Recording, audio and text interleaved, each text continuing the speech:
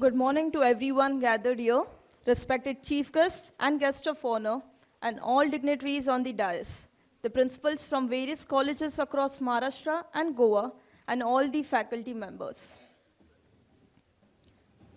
We are delighted and enthusiastic to welcome you to the BHMS Competency-Based Dynamic Curriculum CBDC Training Program, presented by Homeopathy Education Board, National Commission for Homeopathy NCH New Delhi, in association with Bhartiya Vidyapeeth deemed to be University Homeopathic Medical College, Pune.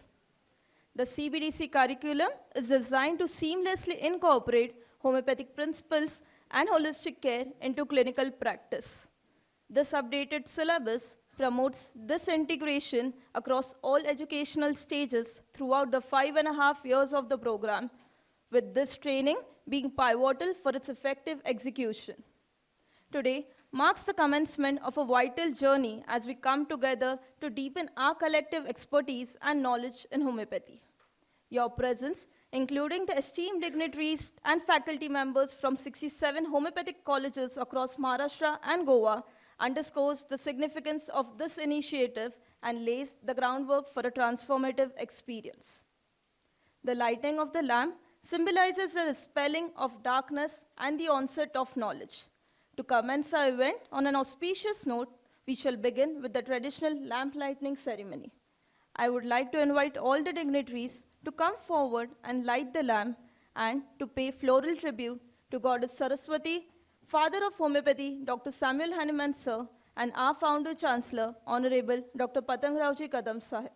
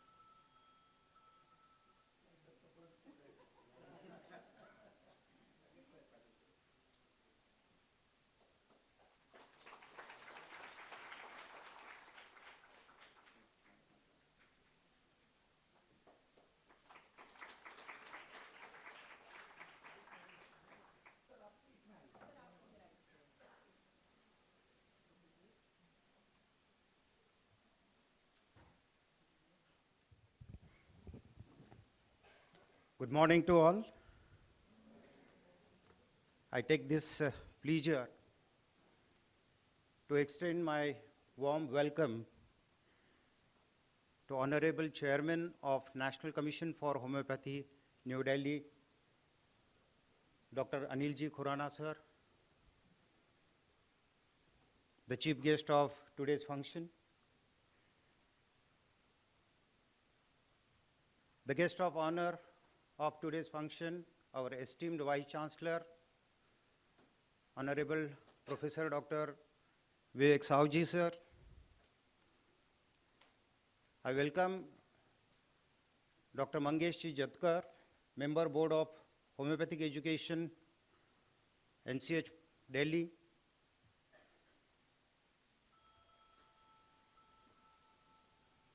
Core Committee Member, Dr. Munir Ahmed ji.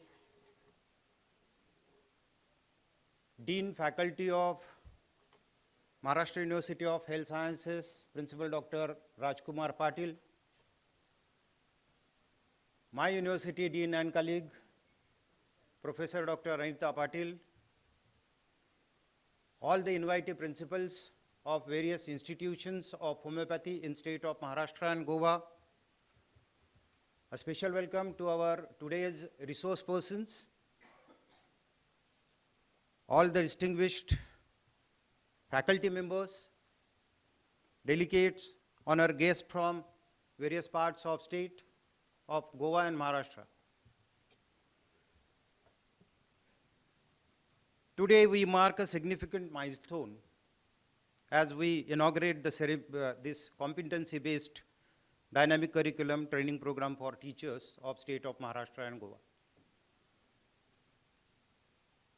This program represents the collaborative effort which is aimed at enhancing the quality of education dispensed at various institutions pan-India and especially in the state of Maharashtra and Goa, which will foster the academic excellence within our institutions. The presence of such distinguished gathering today is definitely a testimony to the collective efforts by the authorities of NCH, our management, our university, with the goal to equip our educators with the latest pedagogical tools, techniques, and innovative teaching methods, alignment with the National Education Policy 2020. Honorable Chairman, sir, your unwavering support and vision for the academic excellence through introduction with the competency-based dynamic curriculum for BHMS undergraduate as well as the PG course is revealing your forevision for the quality of homeopaths that are produced in our country through various institutions. Our Vice Chancellor definitely, Savji sir, with your guidance, leadership, and dedication to develop the Ayush stream under our university and to develop the institutions of homeopathy as well as Ayurveda and the rest of the health sciences institution under umbrella of Bhartiya Vidyapeeth definitely is inspiring for all of us. Respected sir, if you allow me, I'll introduce my institution in a nutshell. Bhartiya Vidyapeeth's Homeopathic Medical College was established on an auspicious occasion of Silver Jubilee Day, that is 10th May 1990 of the parent body. Initially, college was affiliated with University of Pune, and within 6 years, few of the institutions, along with homeopathy, in 1996, became the part of deemed to be university. Sir, this is the first ever institution of homeopathy became the part of university, deemed to be university in our country. In 2005, we have started with the PG programs in 5 different disciplines, and we are successfully continuing the running of these 5 programs. My faculty is dedicated, very much senior faculty and experienced, who fosters the quality education to the aspirants of homeopathy admitted from pan-India in the institution. Research, definitely being all our former chancellors, vice chancellors, they have an intention to promote the research and motivated the faculty and institutions and various disciplines for researches. We are fortunate enough as a homeopath to have had a very profound infrastructure ready for research, and thereby in last 5 years, I am happy to announce 88 publications in the index journal are produced by the faculty and PG during their research projects. Out of these 88, 53 research articles are Scopus indexed and remaining are indexed in Web of Science. Definitely, as far as best practice I can say, since 2012, one of the best practice before the regulatory authorities have added the mobile or peripheral OPDs in the minimum standards, way back in 2012, we are serving to the peripheral patient through the media of homeopathy at your doorstep, and more than 3 lakh patients till date today are being benefited and drained to the hospital through this mobile clinic. I can speak much more, sir, on my institution definitely, as we have witnessed, and we are serving this institution for more than 3 decades. I would like to extend my warm welcome and gratitude to the deans and principals of various universities and institutions. Those who are present here today, definitely your presence is going to underscore the importance of collaborative efforts, collaborations, and shared knowledge in our academic endeavors of quality education of homeopathy. A special welcome to our resource person today, whose expertise and guidance will be invaluable throughout the day. And definitely all our faculties will be cherishing the feast of newer methodologies that are being expected as per the curriculum. Ladies and gentlemen, as we embark for this journey together, let us remain focused for the mission to provide the outstanding education to our students admitted for UG course and PG courses. Definitely adoption, learning of new teaching strategies, and deeper understanding of curricula that is developed by the National Commission for Homeopathy, that will be the prime for that one. In the closing, I would once again welcome you all to this inaugural program. Hope your time together will be a productive time, will be inspiring and transformative. While leaving these premises, definitely something addition in our understanding and knowledge might be there. I request all the faculty members, principals, and dean to visit the various departments of my institute, and please give your valuable inputs for further improvisation. Once again, thank you one and all. Jai Hind, Jai Maharashtra.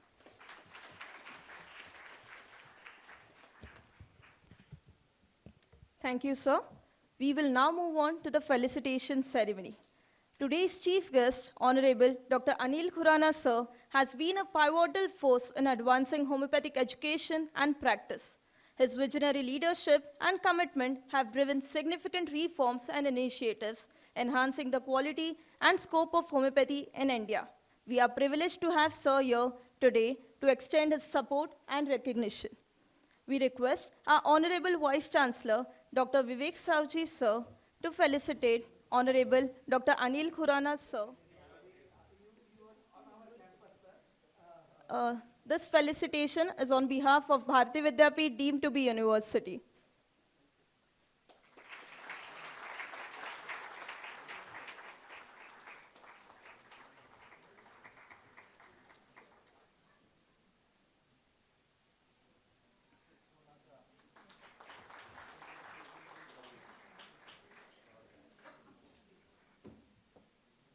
Our Vice Chancellor has generously removed time from his busy schedule to be with us and has been instrumental in organizing this training program. We extend a heartfelt appreciation, sir. On behalf of Homeopathy Education Board, National Commission for Homeopathy, we would like to request Honorable Dr. Anil Khurana, sir, to felicitate Honorable Dr. Vivek Savji, sir, Vice Chancellor of Bhartiya Vidyapeeth deemed to be University, Pune.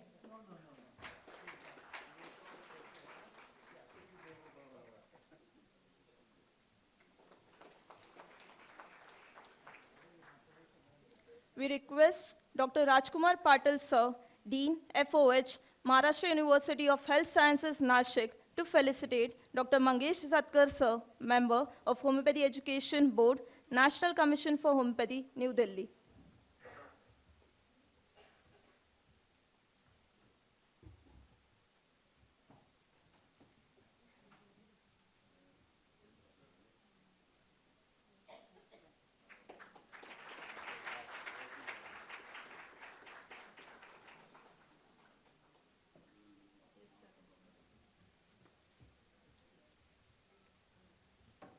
With the conclusion of this felicitation ceremony, we extend a heartfelt thanks to all the dignitaries for their esteemed presence and for enriching this occasion with a gesture of appreciation.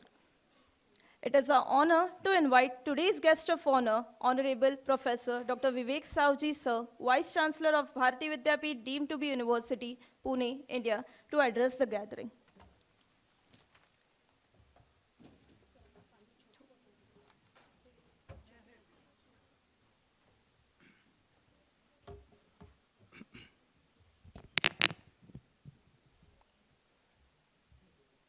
Dignitaries on the dais, chief guest of today's function, Honorable Dr. Anil Khurana, the chairman of National Commission of Homeopathy, the esteemed members, Dr. Zatkar, Dr. Ahmed, Dr. Rajkumar Patil from MUHS, our principal, Dr. Maitre, the Dean Faculty, Dr. Anita Patil, all the resource faculty who have come from different places, the principals of various homeopathy medical colleges, faculty members, my friend Dr.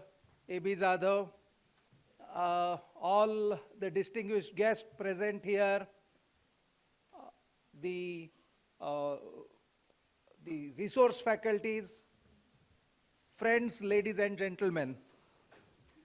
At the outset, I extend a very warm welcome to the chairman of the National Commission of Homeopathy, Dr. Anil Khurana, who is a very dynamic person. I think he has transformed the homeopathic education in the country, and with his vision and leadership, today, I think homeopathy is marching ahead to cater to our futuristic needs. And that is something which my brief interaction now, and I had known him little earlier, that it is his passion for bringing in change, it is his passion for research, it is his passion to develop this specialty, and that is, he is at the helm of affairs. We are really privileged and honored to have him in person here. He was here, we had a couple of meetings, and that time he joined online. But today, that time also I had requested him, sir, aap aiye yahan pe, and he has honored our request and he is very much here. Thank you and welcome, sir. All other guests, and also I must thank and appreciate that they have given us this Homeopathy Education Board under the leadership of Dr. Jain and Dr. Of course, Khurana sir. They have given us this opportunity to host this very important event, that is the training program for the faculty, training program for the teachers, that about the new dynamic competency-based curriculum. I think this is a very progressive step, and I'm sure this will go a long way in implementing, or rather successfully implementing, the new curriculum.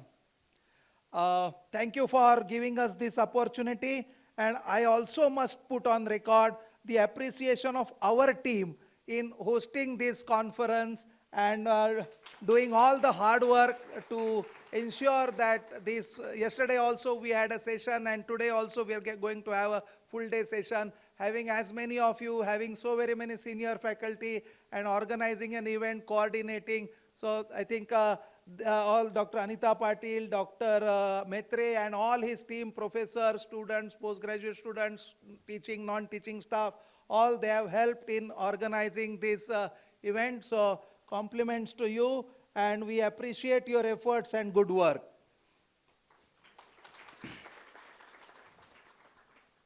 Friends, I'm here, I was here yesterday also, and some of you may have heard me about my views on education, role of teachers, and the way forward. Possibly I may have some repetition of what I said, because I was told that many of the participants are today different, and yesterday's group was different, today we have a different group, but some of the principals, some of the senior faculty members, may be the same, so pardon me if there is some repetition, but as I said, that I feel very strongly about some of the things, and that is why I feel that as a teachers, as leaders, we are the change makers, and how are we able to effectively bring in change. So 3 points I would want to emphasize. Number one, what is this competency-based homeopathic education or medical education or competency-based education about? And I think I must compliment Dr. Khurana and his team for adding a word. They have not just restricted themselves to competency-based education. They have added a word dynamic. And that dynamic word is very important. In fact, in our motto, Bhartiya Vidyapeeth's motto also, we have this word, social transformation through dynamic education. Bhartiya Vidyapeeth, when the honorable founder, Dr. Patangrao Kadam, founded Bhartiya Vidyapeeth in 1964, and at that time, he had envisioned that education cannot be stagnant. Education has to be dynamic. What was true 5 years, 10 years, 20 years back will not hold good today. I mean, if I had acquired degree 20 years and if I am not upgrading my knowledge or skills, then I am no good. How will I give latest care or whatever latest teaching, modern methodology? So it has to be dynamic, and the Homeopathic Board, Homeopathy Council has very consciously put that. So it's not static, it's dynamic, it's going to evolve, and it is going to be catering to the futuristic needs for providing health care through homeopathy, through different specialities, and through the different modalities. So I think that's something which is very important. So number 1 point is, what is this competency? I mean, everyone will say, yes, we have been teaching students for donkey's years, and I think our students are also good, and I think everything is fine, and somebody thought, no, ye kya competency hai. So, well, fine, I think over a period of time, what we realized is that the students, I mean, pehle, what we had was a traditional discipline-based education. I mean, we used to teach anatomy, we used to teach pharmacology, we used to teach, I don't know, all the homeopathic subjects. I'm from the modern medicine, but it was a discipline-based education. And discipline-based education, we used to have examinations, and we used to pass the students. They would have that necessary requisite knowledge, and they would go out in the practice. But they had the knowledge, they had the degree, they had everything. They were equipped, they knew all the syndromes, they knew everything. But whether they were able to perform something, if a student has to conduct a delivery, was he, I mean, once he got that degree, was he able to conduct delivery? Was he or she able to treat a pediatric patient for diarrhea or dysentery? Were they able to start an IV line, or were they able to maybe put a catheter or something? So that was a question mark. And I mean, in medicine, at least in modern medicine, what I can say, we observed that कि ये बच्चे आते हैं, MBBS करते हैं, इतना मेहनत करते हैं, they all study hard, they get distinctions, but when they come to PG or when they go to primary health center, they don't know even the treatment of snake bite, or the simple, I mean, they can't suture a wound or dress a wound properly. And in other hospitals also, they're not able to maybe perform. So the shift, educational shift, is from knowing to performing. Earlier, students used to know, not that they were not able to, I mean, they were all good, knowledgeable. Some of them eventually acquired those skills, they practiced. But we were not assured that they will be able to perform.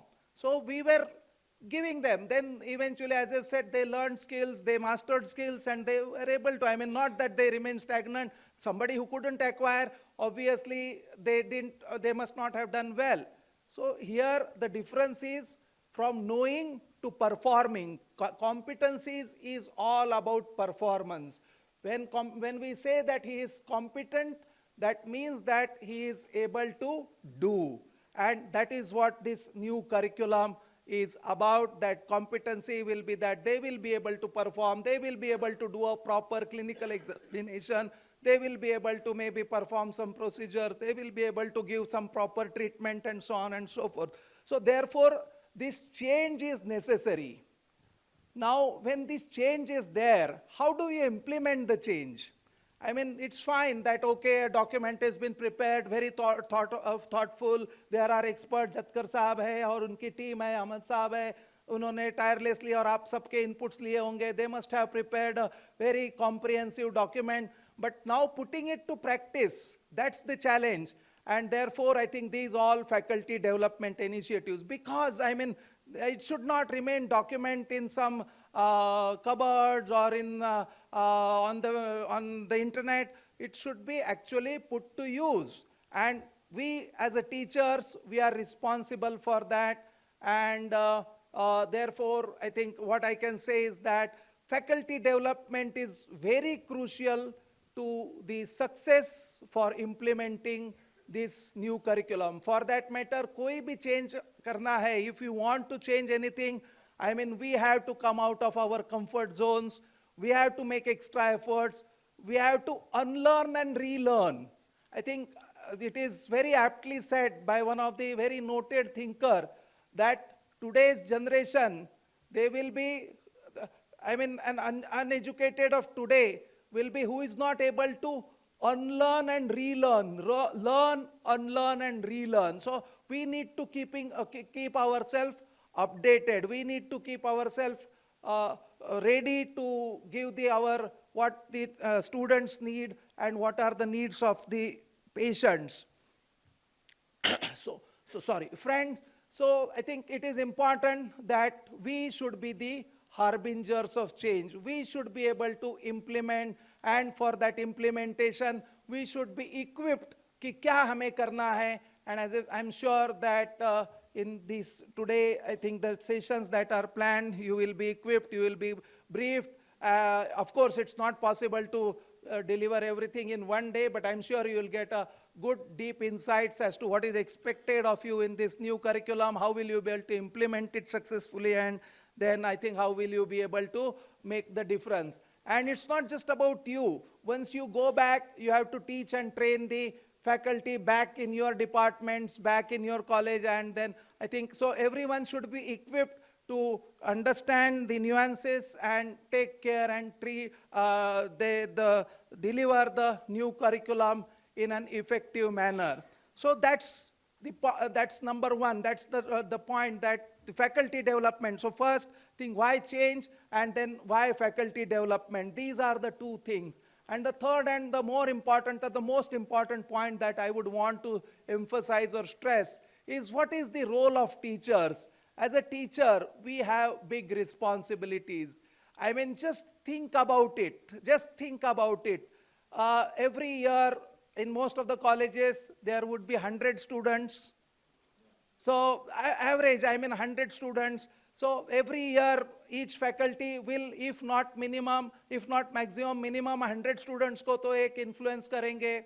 So in 100 students, if we are influencing, and say if our career is for 30 years, so that means that we are directly or indirectly influencing 3,000 students. These 3,000 students are going to be doctors. Each of these students is going to be treating at least 10 patients in a day. So in 10 patients in a day, if he treats, and let us say 300 working days, then that means that he is going to treat 3,000 patients in a year. उसका चलो हम discount करेंगे, कुछ नए रहेंगे, कुछ पुराने रहेंगे, ये करेंगे, but at least 1,000.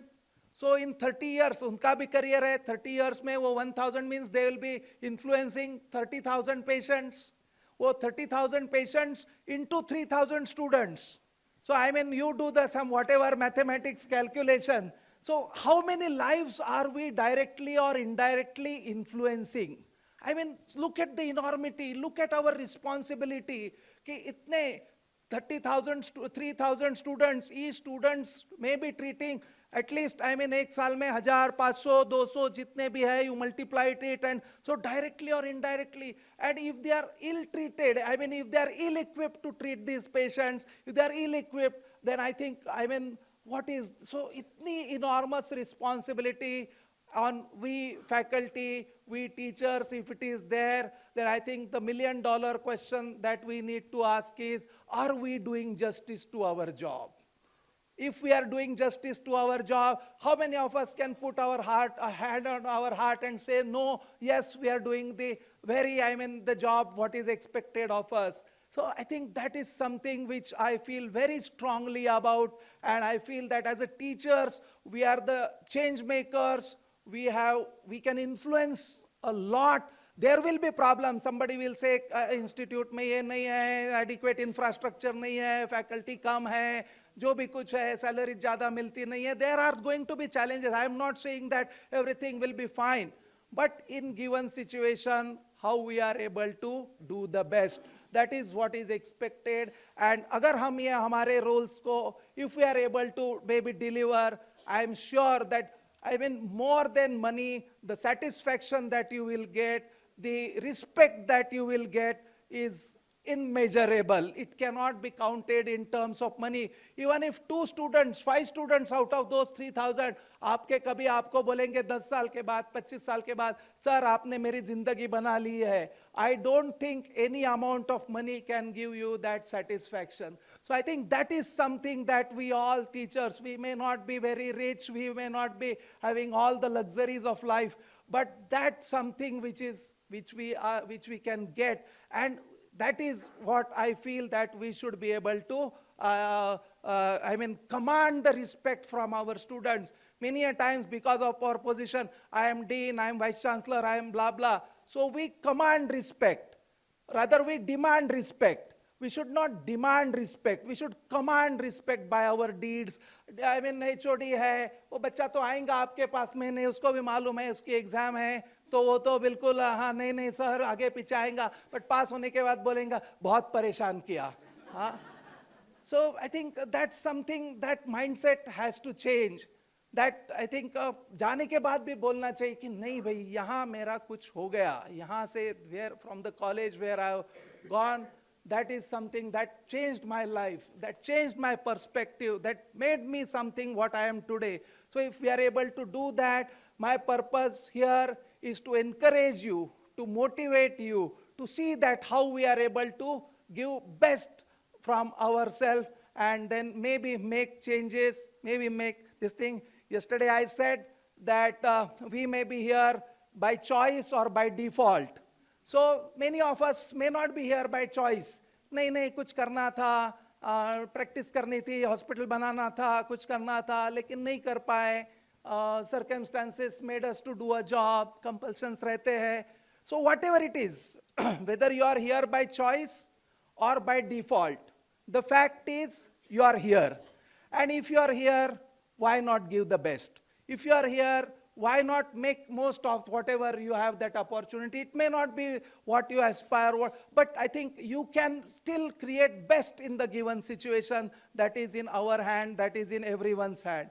So I think that's the limited point. So what I'm trying to say is that as teachers, we can have a tremendous influence. We are all leaders. We are all the very elite, very learned class. But we ourselves denigrate ourselves कि हाँ क्या है, मैं तो biochemistry का teacher हूँ, मैं तो क्या एनाटॉमी, मेरे को तो कोई पूछता नहीं है. अगर हम ही हमारा सेल्फ एस्टीम नीचे करेंगे तो टीचर कैसे, स्टूडेंट्स कैसे हमको रिस्पेक्ट करेंगे?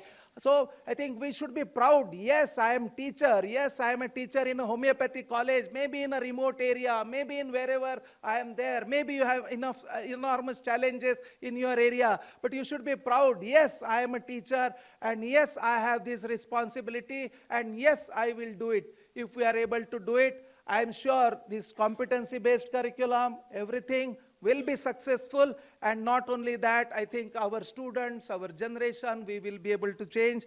I know I have taken more time than what was assigned to me, but as I said, I feel strongly about some of the things, and when I think all passionate teachers, आप इतने दूर से आए हैं, इस important program के लिए आए हैं, so I didn't want to miss the opportunity. So I think that's why, but I'm sure that you will be, when you are here, I'm sure that these today's sessions will be extremely useful. You will go home well equipped to deliver this curriculum. And my sincere best wishes to you all. Once again, thank you, Khurana Sahab, for giving us opportunity. Thanks to the organizers for inviting me here. And that's about it. Thank you very much. All the very best. Thank you.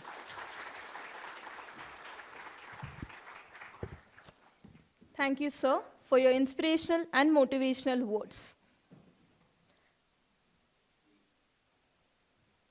We have the privilege of hearing from today's chief guest, Honorable Professor Dr. Anil Khurana, sir, Chairman of National Commission for Homeopathy, New Delhi. Sir.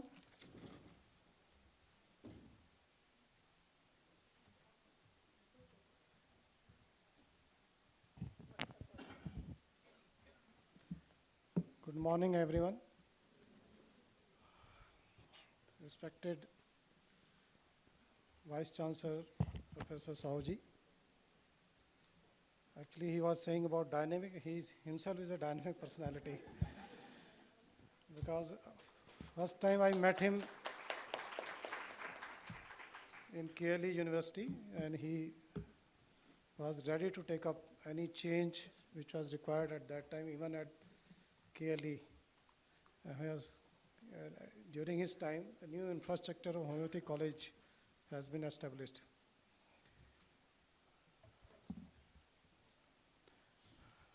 Other dignitaries on the dais, Dr. Munir Ahmed, a senior faculty from Karnataka, Rajiv Gandhi University, who is actually the core person when you will listen to him on various topics. Our resource persons of the dais, who had been working hard for developing this whole curriculum, and now they are in front of you. So you can grill them now, what you have made actually. That is how it has to be taken up. Dr. Patil from MUHS, Dr. Matre, Dr. Madam Patil, Dr.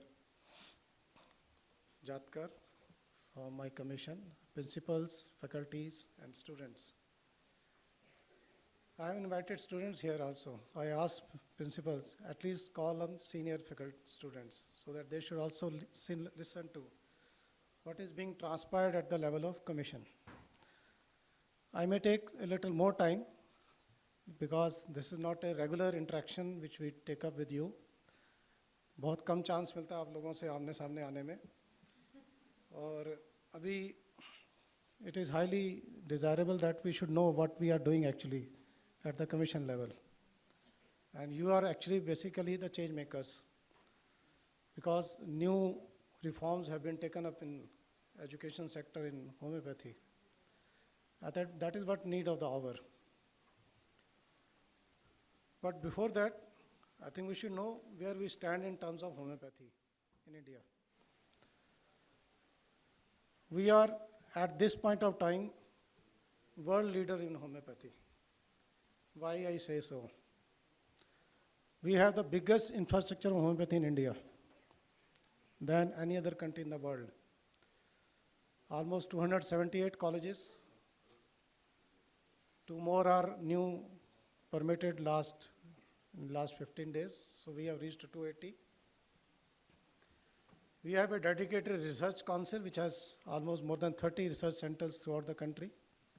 It's an apex research organization for homeopathy. There's no parallel organization of such a nature in any country. We have a dedicated pharmacopoeia. We have 10 volumes of homeopathic pharmacopoeia of India. 11th is just under release. More than 1,300 medicines have been standardized under pharmacopoeia. So our pharmacopoeia is going to be the biggest pharmacopoeia in the world now after release of 11th volume. We have more than 8,000 homeopathic dispensaries who are under central or state governments. More than 360,000 registered practitioners in India. Second in Ayush after Ayurveda. Although homeopathy is in practice in more than 100 countries, it is the largest alternative system which is practiced in more than 100 countries. No other alternative system is there in the world. So we are second in medical system in the world But among Ayush, among homeopathy, India is now the leader. So everybody is looking towards India when we talk about homeopathy. We are growing fast because of the strong support from the government of India in terms of development of this homeopathic sector. And that's why our responsibility when this commission was formed, or it was established in 2021, although Act came in 2020, we started functioning from July 2021. And at that time, according to the requirements of the Act, we have to frame some certain rules and regulations. And it was a Herculean task that within 3 years, you have to come out with all required regulations, as well as all rules which are required to be there. And thanks to my team, they have done it before the target was assigned to us. So we have 11 regulations in place. And another new arena which we have ventured into is research. Before this, when CCH was there, research was not mandate of CCH. Now regulating research is also a mandate for NCH. So that's why a regulation on research has also been notified. So we have 11 regulations, all in place, except we will be coming up one new dimension to homeopathy, that is super specialty courses, on which we are still debating. We have received comments, some suggestions from stalwarts of homeopathy, and we will be sitting together to frame what kind of super specialty courses we should come out in homeopathy. Because our main mandate is that only those kind of super specialty courses should come out which will directly have a public benefit. Otherwise, we should not come out with those kind of subjects which are of academic importance. No, we want our homeopathy health sector to be developed in a way that we have a super specialty in such subjects which has a direct bearing on the health of the person. In that way, with this kind of a scenario, the mandate which was given to us, we have worked hard for last 3 years. And before 31st March, we have completed our all regulations. It have been notified.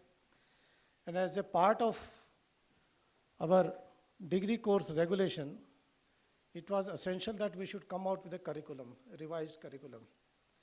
And that was because at that time, when this new education policy came out, this act and the bill was passed simultaneously with our NCH Act, that new education policy. And at that time, in that particular regulation of new education policy, it was required that we should come out, all professional courses should bring a competency-based curriculum. And in that manner, when we are talking about the medical system as a professional course, in homeopathy, we essentially require this, and that's why if you see the structure of our this CBDC, if you have gone through in detail, it is 40% theoretical, 60% practical. So competency will come out only when they get a hands-on sessions for dealing with the patients from the very first year. And that's why from the first year onwards, the practicals exposure to the clinical side of our undergraduate student is going to start. It has already been started since 2022-23. So this is a training program for 2nd, 3rd, and 4th BHMS curriculum. And in today's subjects are basically, this is POM, surgery, obs, gynae, and community medicine.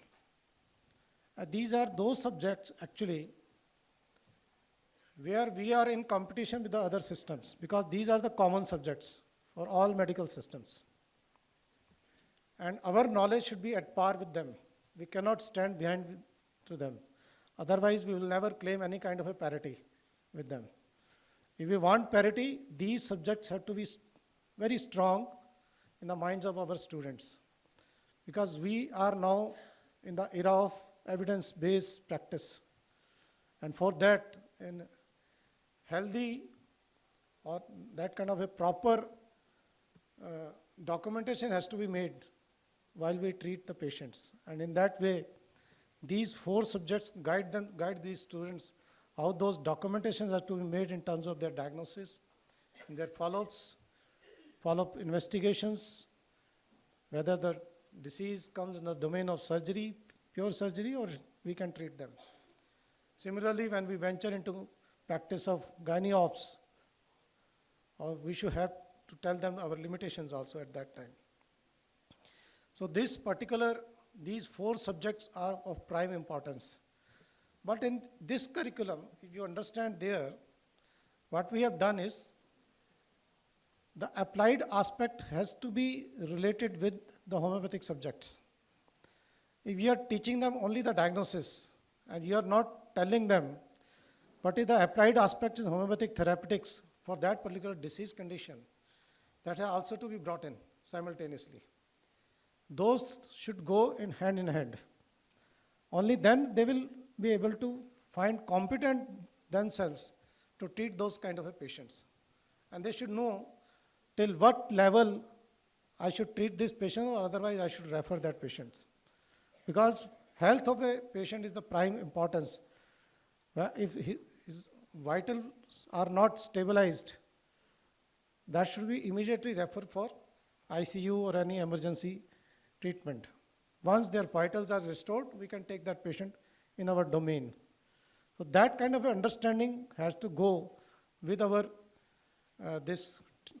teaching methods. And that's why I was explaining in previous workshops also that this curriculum is student-centric, it's not teacher-centric, which was earlier the mandate. So we have to make students competent, not teachers competent to teach. It is students' competency we should come out. And that's why in our this exam pattern, if you have seen there in the degree regulation, there are many internal assessments, there are term assessments, and there are final assessment of that particular BHMS course. So we are going to track each and every student whether they are acquiring those kind of knowledge which are must know, which is mentioned there in our curriculum, that this is the minimum must know. They must know this much of knowledge so that they can stand with confidence in their practice. And their success rate of treating those patients should rise gradually as they treat more and more such patients. And in that manner, I will request everyone, please pay attention to the hospital functioning. Most of us are overlooking that part. And that is highly essential on our part, even teaching community also. It's not the job of medical superintendent only, or some of the medical officers who are posted there in the hospital side. It is our teaching community who should stand by the students, respective to their subjects, when they are there in the during the internship or before that also.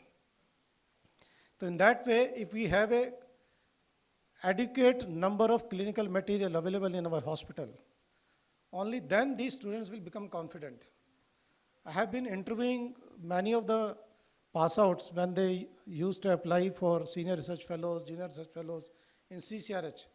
We used to have an interview with them. And we used to judge what kind of knowledge they have, basic knowledge. I was surprised that some of the students were even not having a basic knowledge of that particular subject. So they were not fit for research even. What to say about their practice? They will not be successful in that manner.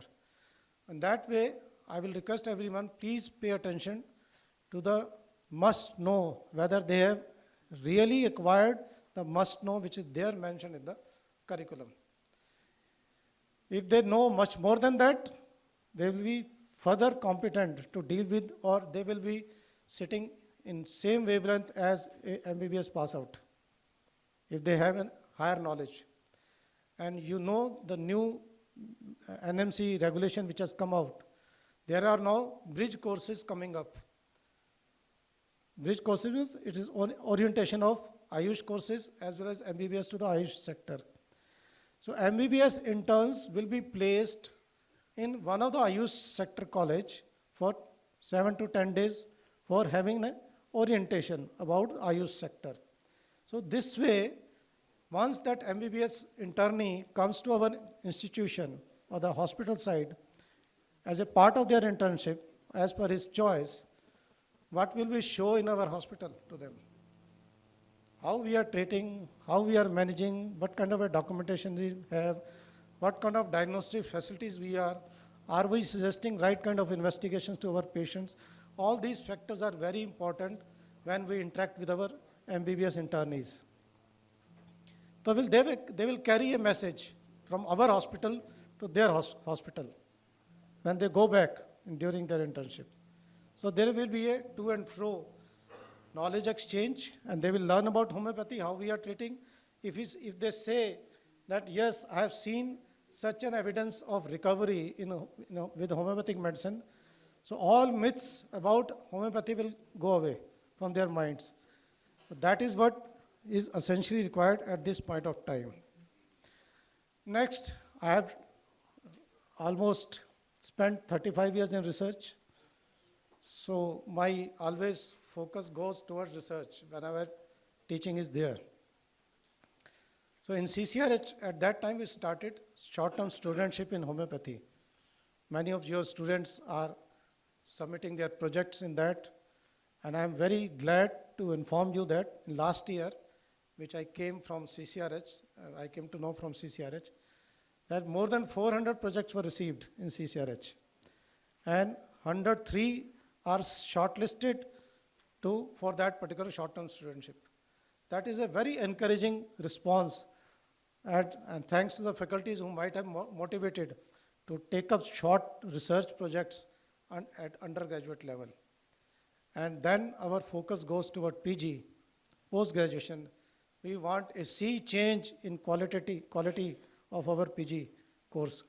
Because whenever I used to see those dissertations at our CCRH, because we used to receive one copy in CCRH for all dissertations. So I used to just glance through those dissertations. The quality of dissertations was very poor. It was all literary. The clinical side was only 3 or 4 pages. Rest of 300 pages were just copy pasting from here and there. That is not good enough. So they have to change this. We have to change the scenario of PG curriculum, because if we don't change this PG side, we will never be thinking of coming out with super specialty courses. Super specialty course is one above the post-graduation. So that is how we are thinking of. Sometimes people ask me, what kind of courses you are thinking of in super specialty?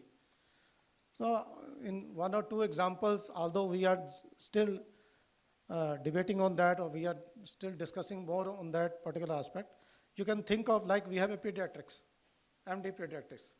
So pediatric pulmonology can be a super specialty in homeopathy, because we have a forte or domain, or some specific dermatological conditions can be a super specialty in that way.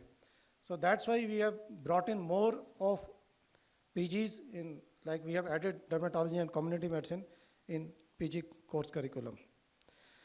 Next, you should all be aware about the different kind of digital initiatives which have been brought in the era of this digital era. And we should be at par with our digital awareness.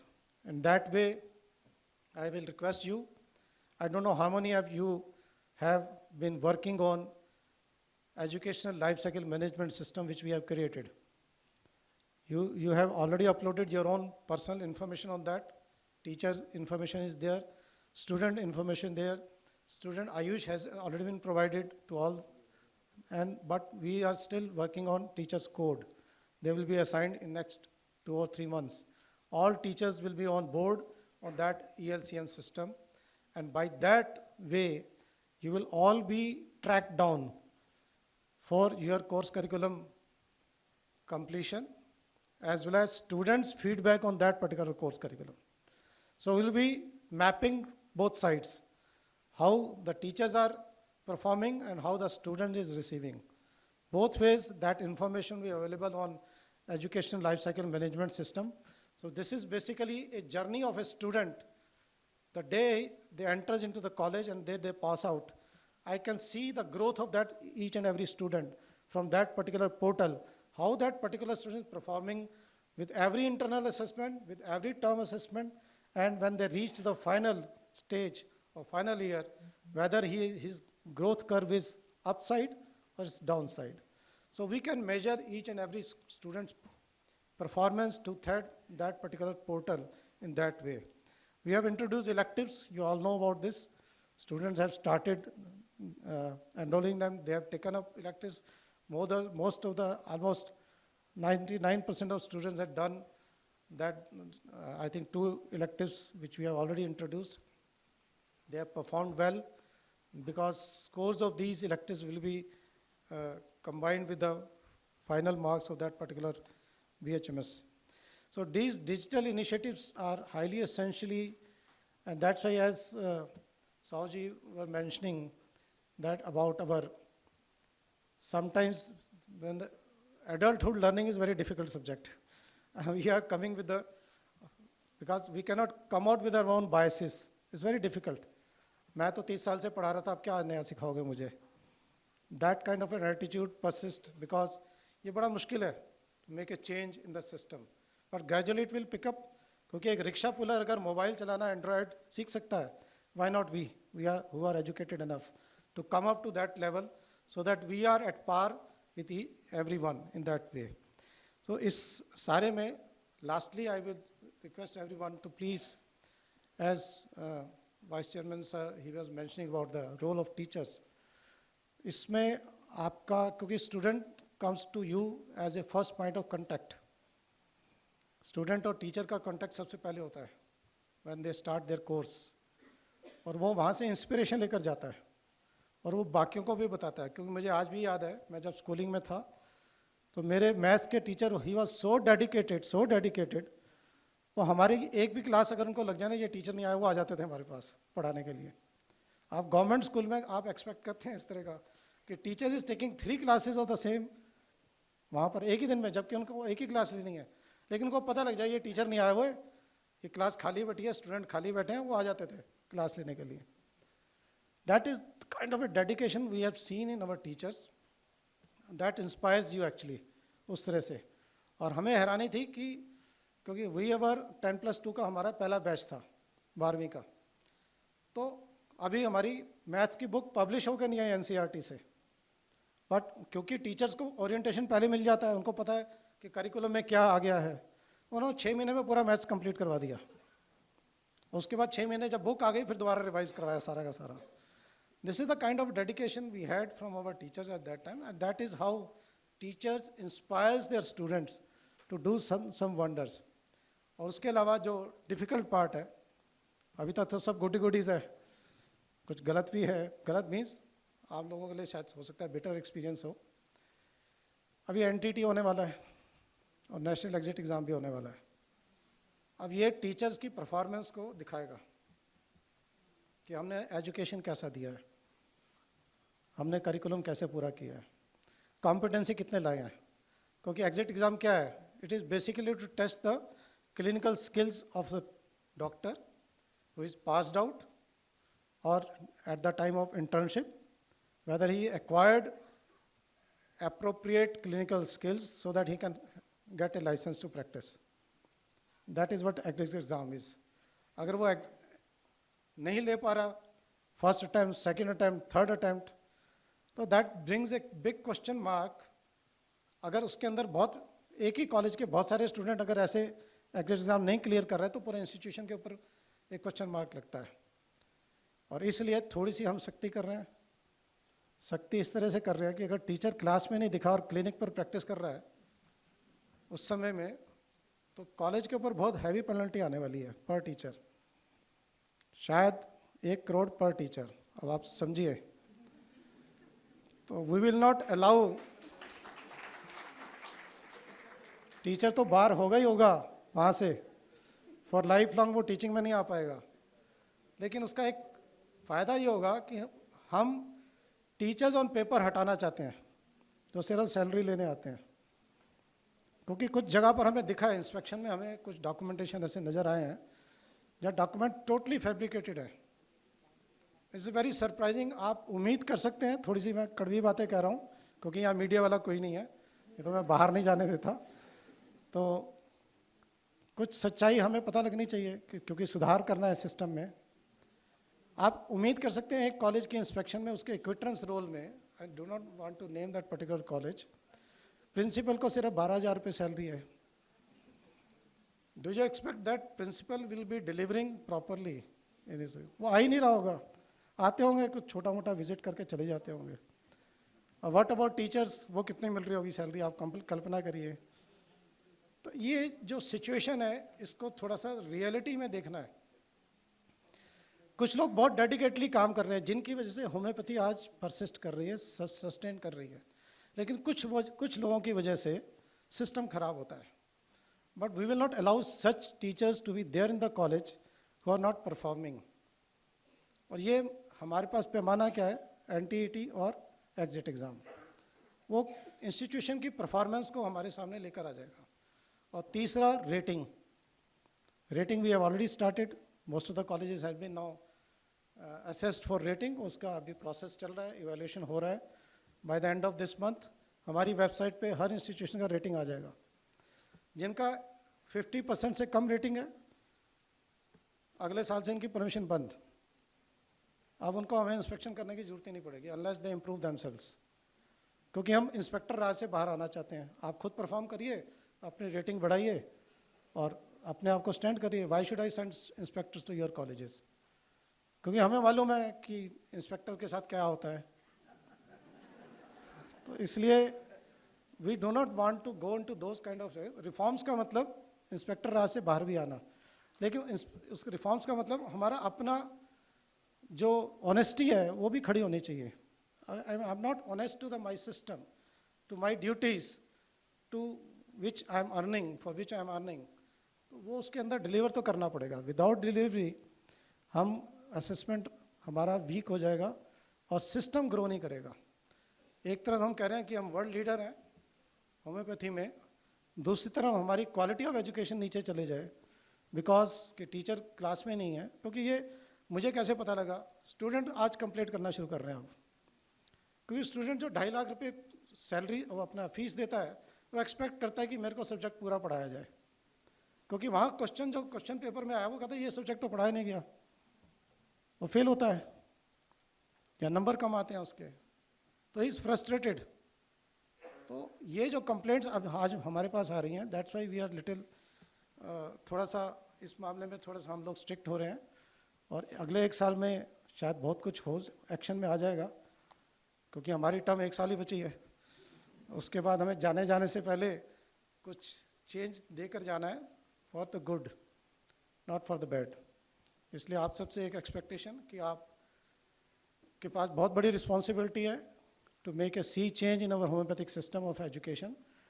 हम MBBS और बाकी systems के साथ parity के साथ खड़े हों, respect के साथ खड़े हों, रिस्पेक्ट गेन करें अपने लिए, अपने सिस्टम के लिए। और हमारे सिस्टम के लिए जितने चैलेंजेस हैं, और कुछ चैलेंजेस जो आपको खुद लड़ने हैं, कुछ हम लड़ रहे हैं, आपको लड़ने हैं parity at the salary level. हमने रेगुलेशन में तो डाल दिया है कि मिनिमम इतनी सैलरी आपको देनी चाहिए। ऐसी कि मुझे अभी कल ही पता लगा कि यहाँ राजस्थान इधर अपना भारतीय विद्यापीठ में सैलरी ऑलरेडी उस लेवल की दी जा रही है जो हमारे रेगुलेशन में लिखी हुई है। दैट्स वेरी गुड कि वो पहले से इस पे हैं स्टैंड पे, लेकिन बहुत सारे कॉलेजेस में उस लेवल का भी सैलरी स्ट्रक्चर नहीं है। तो इसके लिए तो हमने तो रेगुलेशन में डाल दिया, अगले साल में टीचर को सैलरी इतनी नहीं मिलेगी, हो सकता है हम परमिशन रोक दें। That is also a possibility.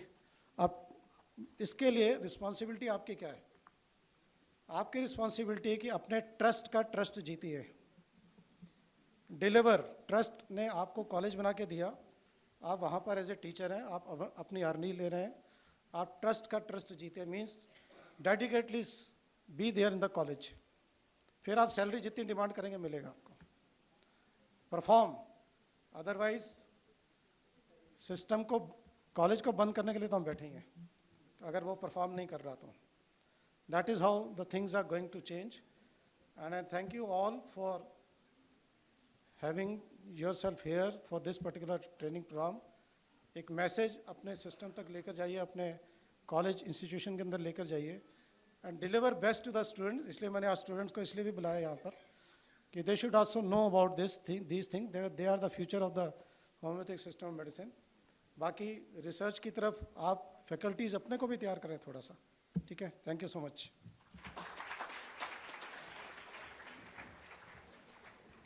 Today we have one of our star alumni, Dr. Neetu Singh, who has come as one of the resource person in the subject of gynec and obstetrics, who used to sing in all our college function Jaya Sharade song. I request her to sing 2 lines after the oath of thanks and close this inauguration ceremony. And now I request Dr. Mangesh Jatkar sir to propose oath of thanks.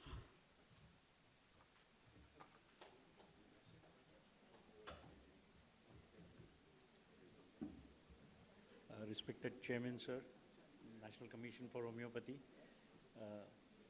Vice Chancellor of Bhartiya Vidyapeeth, Dr. Sauji, sir, Dean MUHS, Dr. Rajkumar Patil, Principal Bhartiya Vidyapeeth, Dr. Mehtre, Dean Bhartiya Vidyapeeth, Dr. Anita Patil, our core committee member, Dr. Munir Ahmed, sir, different principals who have come here from various colleges in Maharashtra, all my resource persons, subject experts, Dr. Kamath for practice of medicine, Dr. Uma Shankar for community medicine, Dr. Jigar Shah for surgery, and Dr. Mrs. Neetu Singh for gynec obstetrics. Senior faculty members, teachers, colleagues. At the very onset, I would like to thank Bhartiya Vidyapeeth, Vice Chancellor Sir, Dean of the Faculty, Dr. Anita Patil, who consented to our request to conduct this 2nd, 3rd, 4th BHMS CBDC training program in their esteemed university. If they have not consented, it would be really a very difficult task for us to get all the faculty under one shade in one place. So I'm very thankful to, especially to Dr. Anita Patil, who took the lead after Vice Chancellor Sir gave her the permission to conduct this program in this university. And right from day one, she along with her team, Principal Mehtre Sir and all their staff colleagues who have been working relentlessly to make this function a great success. And I congratulate them for having cooperated in the most best possible way and arranged this 2-day training program for us. It would be wrong if I don't thank my resource subject experts who have been working with us for the last 6 months relentlessly preparing the CBDC curriculum and trying to come out with the best possible program for all the teaching faculty all over India. This is our 4th teaching training program. Prior to this, we have conducted one in Bangalore, 2nd at Calcutta, 3rd at Indore. This is the 4th one that we are having in Pune. And to sum up this Pan-India training program, we will be conducting the last one at Gujarat on 13th and 14th of August. I'm very thankful and grateful to all the principals and the managements for having sent all their staff members of the respective subjects to come here for this training session and enhance their knowledge with respect to CBDC training. I thank you all for having come from all over Maharashtra and Goa to attend this training program here in spite of the heavy rainy season which is presently there.